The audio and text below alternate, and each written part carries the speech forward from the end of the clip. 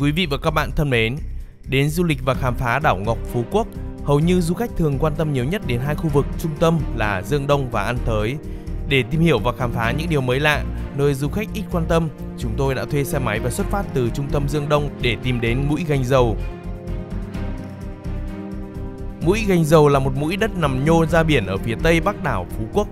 Nếu bạn muốn đến đây trải nghiệm thì nên thuê xe máy men theo con đường dẫn đến Vinpearl Safari, vừa đi vừa ngắm cảnh. Khoảng cách từ chợ Dương Đông đến Gành Dầu khoảng 25 km, còn tính từ sân bay Phú Quốc là hơn 40 km.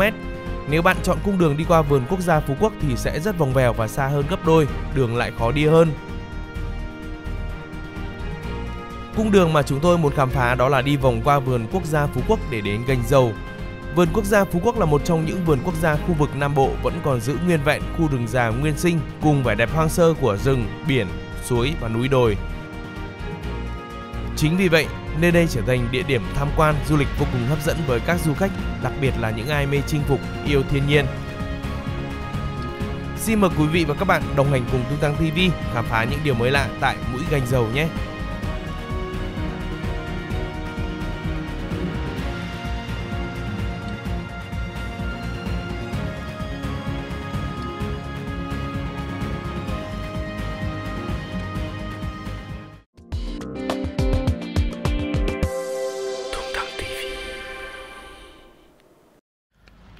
Quý vị và các bạn thân mến, hiện nay Tuấn đang ở một nơi rất xa trung tâm của Phú Quốc, cách khoảng 30 cây số thì chúng ta đang đến với Gành Dầu và bên cạnh chúng ta đó chính là chú Vũ, hướng dẫn viên địa phương.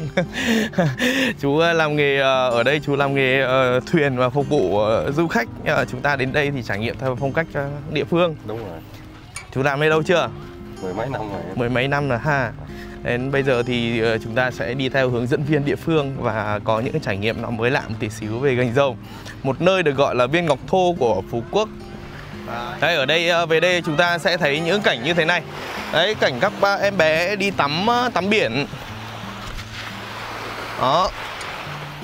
Nó hoang sơ và hoàn toàn khác biệt so với trung tâm của Phú Quốc.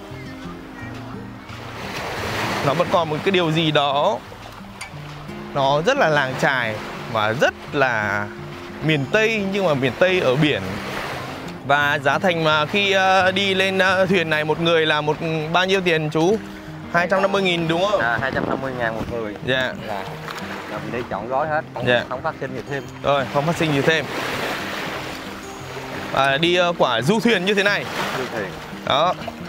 Cái này là gọi là ông tổ du thuyền đây. Bởi vì sau này thì mới xuất hiện các loại du thuyền các thứ. Chứ còn ngày xưa thì đây du thuyền các cụ. Ngày xưa thì sẽ sử dụng những chiếc thuyền như thế này. Và lưu ý thì lên thuyền thì chúng ta sẽ tuân thủ nguyên tắc, đó là bảo vệ tính mạng của chính chúng ta. Phao thôi quý vị và các bạn nha.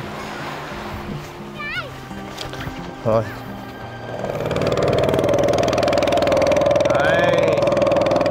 Lên đường. Đấy, xa xa chúng ta sẽ thấy những hình ảnh các em bé đang tắm ở trên biển đây này.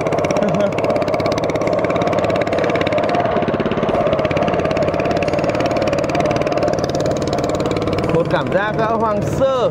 Nước biển thì rất là trong luôn. Đấy. Và bên kia, đầu kia quý vị và các bạn nhìn thấy không? Đó chính là cái biên giới của Việt Nam chúng ta và Campuchia. Chúng ta sẽ ra cái khu vực cột mốc đấy để tham quan, chụp hình ở đó bằng quả du thuyền, ông tổ ngành du thuyền.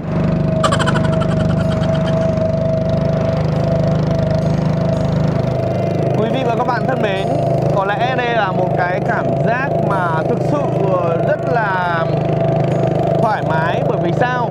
Chúng ta đi vào cái thời điểm gần chiều tối và đó cũng là cái khoảnh khắc mà mặt trời buông xuống ở trên biển. Lúc đó chúng ta sẽ ngắm được cái cảnh hoàng hôn buông xuống trên biển. Bởi vì tất cả những cái địa điểm mà ở trên Phú Quốc này chúng ta ngắm hoàng hôn cực kỳ đẹp. Bình minh cũng rất đẹp nhưng hoàng hôn thì được nhiều người ngắm hơn. Bởi vì sao? Buổi chiều đi chơi. Đấy, chúng ta sẽ tiến ra phía ngoài ngắm toàn cảnh ở đây.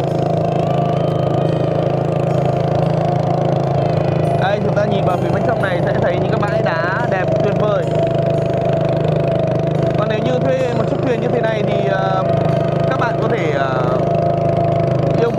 chú chủ thuyền dừng ở bất cứ chỗ nào và ghé vào chụp hình. Đấy, sẽ có những bức ảnh nó khác lạ hơn so với khu vực trung tâm của Phú Quốc. Và nếu nhìn phía bên này này, quý vị nhìn phía bên này này, sẽ thấy cái khung cảnh của những người nuôi cá ở trên biển. Đấy, cá lồng bè đấy, kiểu như vậy. Bây giờ thì chúng ta sẽ lên mũi Gành Dầu để ngắm cái biên giới giữa Việt Nam và Campuchia. Bây giờ thì xin mời quý vị lên đường.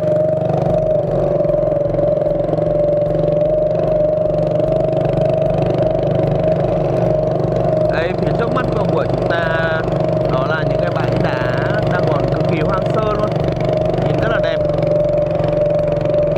Phía trong là rừng. Và quá trình di chuyển lên đây thì các bạn sẽ thấy là chúng ta di chuyển qua cái rừng nguyên sinh, rừng quốc gia tại Phú Quốc.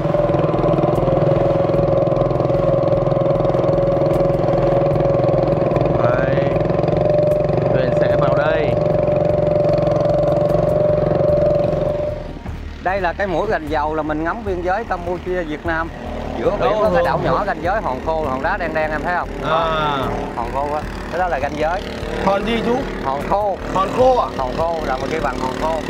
Con tưởng là hòn khô là chỉ ở Quy Nhơn thôi chứ. Hòn khô đó, từ hòn khô đó chở vô đây là của mình. Từ đó hòn khô chở về mấy cái đảo bên kia là Campuchia. Nằm cánh giữa cái đảo đó là của mình, của Việt Nam mình. Chạy dài tới Thái Lan mấy ngoài luôn. Tàu trắng trắng đó là tàu cảnh sát biển của Việt Nam Hải quân vùng 5 để tuần tra biển đảo Việt Nam, tàu hải quân cảnh sát của Việt Nam mình đó. Thôi quý vị và các bạn thân mến, Tuấn đã đặt chân đến mũi Gành Dầu. Đây, chúng ta sẽ đi vào phía bên trong này ngắm nghía một tí xíu. Khi đi vào đây thì hết sức cẩn thận bởi vì dễ trượt ngã. Mọi thứ còn khá hoang sơ. Đấy, có thể di chuyển từ đây qua bên kia. Có cái phiến đá này hay nhỉ. Nó làm y như một cái mái nhà luôn. Hình thành thế nào mà giống y một cái mái nhà ở đây không? Giống như xây bằng xi măng ấy. Và tạo ra một cái vòm khá là hay. Wow. Đây, đứng vào đây. Chúng ta thử đứng vào đây để chụp hình xem. Ai vào đây đun nấu nướng này. Đây.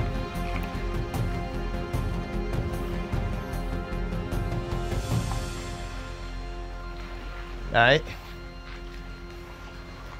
Rồi. Ok, bây giờ Tuấn sẽ cho quý vị và các bạn nhìn những hình ảnh từ phía trên cao về vị trí này. Cũng như mũi Ông Đội và bãi Khem thì mũi Gành Dầu Phú Quốc có lẽ không còn xa lạ với nhiều người khi đi du lịch Phú Quốc. Nhưng với những ai mê du lịch khám phá và yêu thiên nhiên thì khu vực mũi Gành Dầu là một điều tuyệt vời rất được quan tâm bởi vì nó rất sát với biên giới Campuchia. So với Nam đảo thì nơi đây cư dân thưa thớt và nghèo hơn nhiều. Tuy nhiên, vẻ đẹp tự nhiên của Gành Dầu thì không hề kém cạnh những danh thắng Nam đảo. Mũi Gành Dầu có thể nói rằng là một kiệt tác tự nhiên để tô điểm cho Bắc đảo và cân bằng với cảnh quan ở phía Nam. Gành Dầu là điểm đến không thể bỏ qua khi đến du lịch Phú Quốc và khám phá phía Tây Bắc của hòn đảo Ngọc. Mũi Gành Dầu được xem là miệng cá khi ví hòn đảo xinh đẹp Phú Quốc là một con cá lớn đang vẫy đuôi. Khác so với vẻ tấp nập và đông đúc ở thị trấn Dương Đông phía Nam đảo thì mũi Gành Dầu phía Bắc lại là nơi khá yên tĩnh, dân sống thưa thớt. Khu vực Gành Dầu nổi tiếng với những bãi biển đẹp và đặc biệt còn rất hoang sơ yên bình.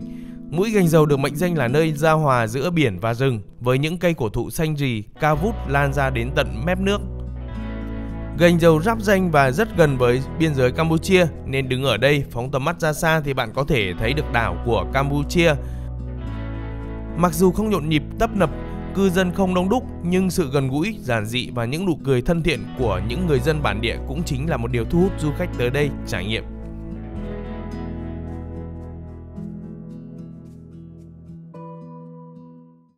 Sau khi Tuấn đã đưa quý vị và các bạn thăm cái mũi của Gành Dầu xong thì chúng ta sẽ tiến ra phía ngoài cái cột mốc của Việt Nam và Campuchia để xem có cái điều gì thú vị hay không. Bởi vì cái cột mốc của Campuchia và Việt Nam thì nằm ngay ở trên cái vị trí của hòn đảo bé bé, cái gọi một cái mũi cái đảo tí tí thôi thì gọi là hòn khô. Bởi vì Tuấn cứ nghĩ rằng là hòn khô chỉ ở Quy Nhơn thôi, nhưng mà ở đây cũng có một hòn khô, chắc là nó khô quá, khô ra khô rốc nên là chúng ta mới được gọi là hòn khô. Thuyền khá là trong tranh. Bây giờ thì chúng ta di chuyển ra đó để xem nào. Vâng, thưa các bạn, chúng ta đã đến hòn khô, nơi ranh giới giữa Campuchia và Việt Nam. Đấy, đây này. Thưa quý vị, thưa các bạn, đây là ranh giới giữa Việt Nam và Campuchia. Nó chỉ là một cái hòn đá nổi giữa biển, và nhìn từ xa thì nó sẽ nhô lên. Và ở đây thì không nhìn thấy cột mốc, mà cũng không nhìn thấy gì cả. Mình vào sát được không chú? Tính lên hòn hả chị em? Dạ. Rồi để phải tìm cách cho. Có cua bò luôn kìa. Cua đầu dưa lóc.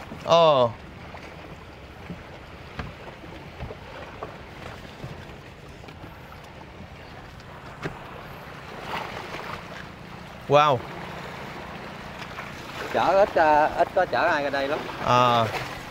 Tại em thích ra anh. Đây, ranh giới giữa Việt Nam và Campuchia. Ở đây cua rất là nhiều luôn. Đây cũng là cột mốc luôn. Cột mốc luôn. Đó. Mốc biên giới của Việt Nam luôn. Dạ. Không có cắm cờ gì hết. Không có cắm cờ gì hết. Lên được này. Rồi, chúng ta lên thôi. Đi lên để biết cách đảo Phú Quốc là bao nhiêu. Bao nhiêu là đến ranh giới với Việt Nam, Campuchia. Ok. Tuyệt vời. Có lẽ đây là một trải nghiệm rất là thú vị. Ranh giới giữa Việt Nam và Campuchia. Quý vị và các bạn hãy nhìn xung quanh này đi. Đây một hòn này, 2 này, 3 này. Đấy, phía bên này này. Và một cái tảng đá rất là lớn luôn. Ở xung quanh sẽ là mọc rất là nhiều những cái vỏ của con gì nhỉ? Con hà. Đấy. Và ra đây thì chúng ta sẽ thấy là tuyệt vời quá. Tuấn sẽ cho quý vị và các bạn nhìn cái toàn cảnh cái cột mốc của biên giới Campuchia và Việt Nam. Chính xác hơn là ranh giới phía bên kia, đó là đảo Phú Quốc này. Gành dầu nhá, ở đây gành dầu này. Còn cái cột mốc ở đây nó chỉ là những viên đá nổi trên biển như thế này thôi, không có cột mốc. Nhưng mà ở xa xa đầu kia thì Tuấn thấy có một cái tấm vuông vuông. Và ở trên kia cũng có một cái lọ hoa. Đấy. Nhưng mà chúng ta không cách nào để có thể đi qua đó được. Chúng ta sẽ ngắm từ xa nha quý vị. Ở trên này cái vị trí, cái mốc ranh giới sẽ làm 4 tảng đá như thế này nổi lên giữa biển. Đấy.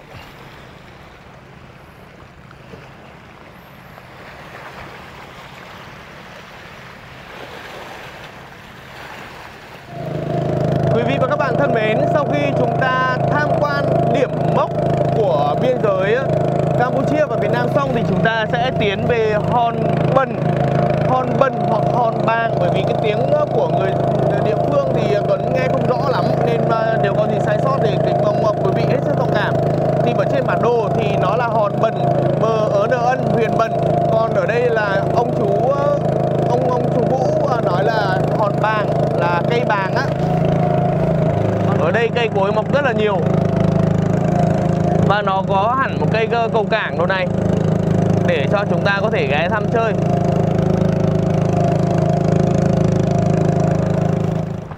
Thưa quý vị, thưa các bạn, chúng ta đã đến một cái hòn gọi là Hòn Bàng. Đấy, một số người thì cho rằng là Hòn Bần, nhưng mà ở đây Hòn Bàng bởi vì chú Vũ nói rằng là ở đây có cây bàng cho nên là nó tên là Hòn Bàng. Mới đúng của nó. Dạ. Còn Hòn Bần không đúng không? Hòn Bần không đúng đâu. Không đúng. Đây có thể ướt giò hay không? Hay là lột dài ra. Không, để đi xuống luôn đi. Ướt nhưng mà sợ ướt hết người ấy. Không đâu, không ướt người. Đây. Có cạn. Cho con xem nào. Có con lóng. Rồi, ok. Xuống được. Được. Đây. Chở hết đảo luôn đó. Ở đây còn có dấu vết của những người ra đây uống bia nữa này. Có khách người ta ra chơi uống bia tham quan. Uống bia xong vứt vỏ ở đây này. Đề nghị các bạn uống bia thì đừng có vứt vỏ lung tung nhé. Giữ gìn. Vứt tùm lum hết cả lên. Đấy. Wow. Ở đây còn có một chỗ được Wow. Có một cái võng khá là cute đúng không ạ? Như thế này là có thể là chụp hình sóng ảo cũng khá ok đấy. Rồi. Đầu kia là đây xem nào.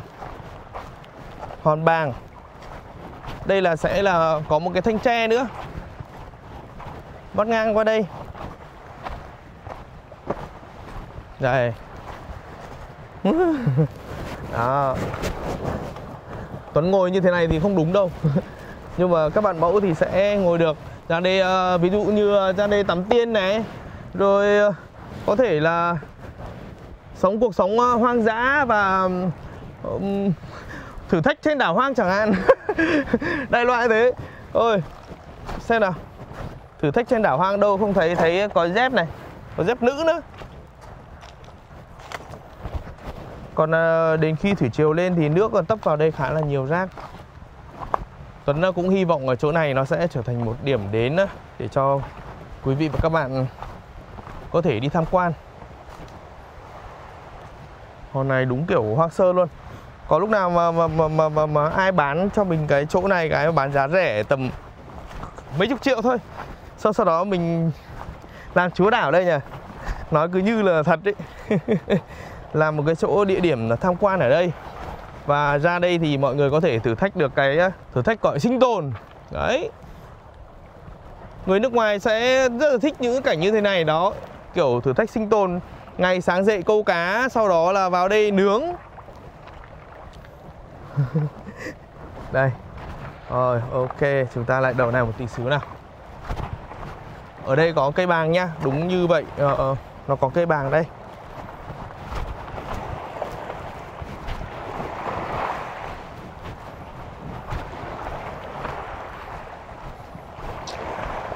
Rồi từ từ thì những điểm mới lạ này sẽ khai phá và sẽ là điểm đến cho du khách nào muốn du lịch kiểu khám phá quý vị.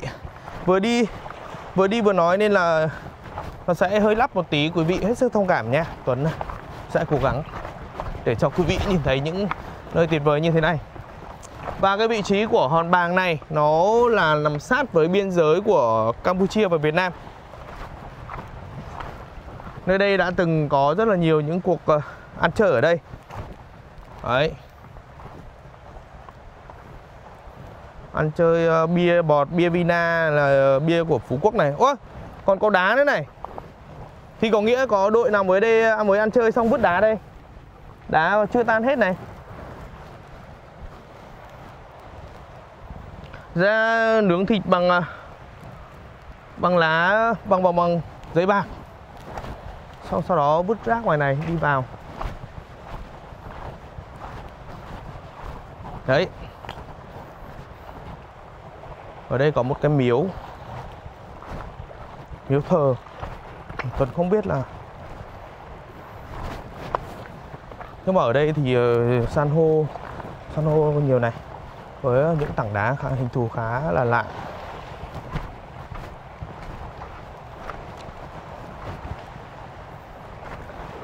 Đây còn một cái miếu thờ.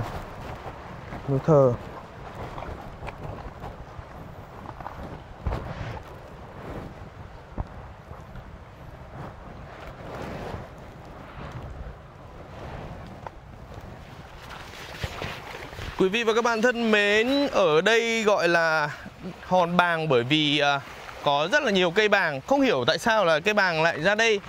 Ai đưa nó ra đây? Ai đưa em đi? Nhưng mà cây bàng ở đây nó cũng khá là khác biệt nha. Lá nó kiểu tròn tròn này. Có thể là cái cây bàng vuông.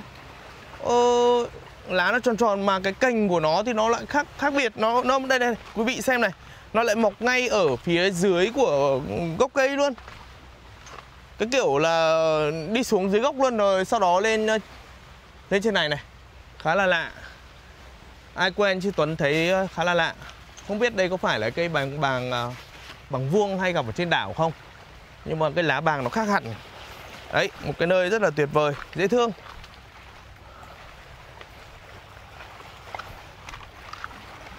Rồi bây giờ thì chúng ta sẽ lên thuyền để tiến tới hòn Thầy Bói. Đấy. Ôi các bạn thân mến, chúng tôi đang đi trên đường đến Hòn Thầy Bói và cái quá trình di chuyển đấy, sóng khá là to, nước dập dềnh luôn. Đấy. Và chúng ta đang rời Hòn Bàng để đi.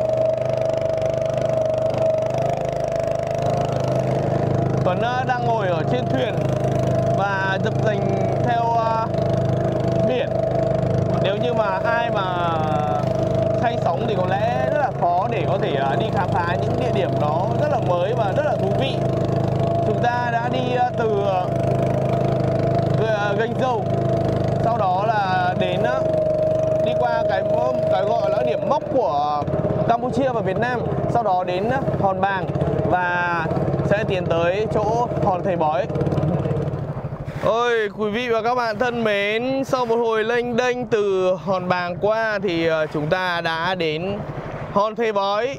Cái tên nguyên bản của nơi đây đó chính là Hòn Thầy Bói. Nhưng nếu nhìn ở góc độ này thì chúng ta sẽ nhìn thấy như một con chuột. Đấy, như một con chuột cống đang nằm ở trên biển. Phần đầu này, phần mũi của nó này, mặt của nó này. Đây là mắt của nó này. Đấy, cái thân mình đúng không? Cái đuôi này. Đấy, một con chuột rất là lớn, rất là to ở ngay tại trên biển của Phú Quốc. Đấy. Và khung cảnh mặt trời buông ở trên biển rất là đẹp luôn. Đó, con chuột đấy.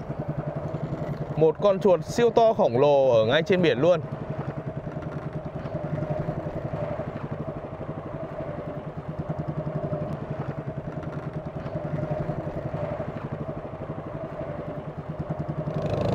Quý vị và các bạn thân mến, vậy là chúng ta cũng đã đồng hành và cùng khám phá những địa điểm khá là mới lạ ngay tại Phú Quốc. Đó là di chuyển đến mũi Gành Dầu, sau đó đi ra cái điểm mốc của biên giới giữa Việt Nam và Campuchia, và tiếp nữa đó là chúng ta đi qua Hòn Bàng, một nơi cực kỳ hoang sơ và nhìn từ trên cao thì quá đẹp luôn. Và tiếp theo, cái điểm kết thúc của chúng ta đó chính là Hòn Thầy Bói và ngắm mặt trời đang lặn trên biển. Hòn Thầy Bói thì có hình dáng giống như một con chuột khổng lồ ở trên biển, cho nên là rất là lạ và có những góc chụp hình cực kỳ dễ thương. Và cảm ơn quý vị và các bạn đã theo dõi và hẹn gặp lại quý vị và các bạn trong chương trình lần sau. Bye bye.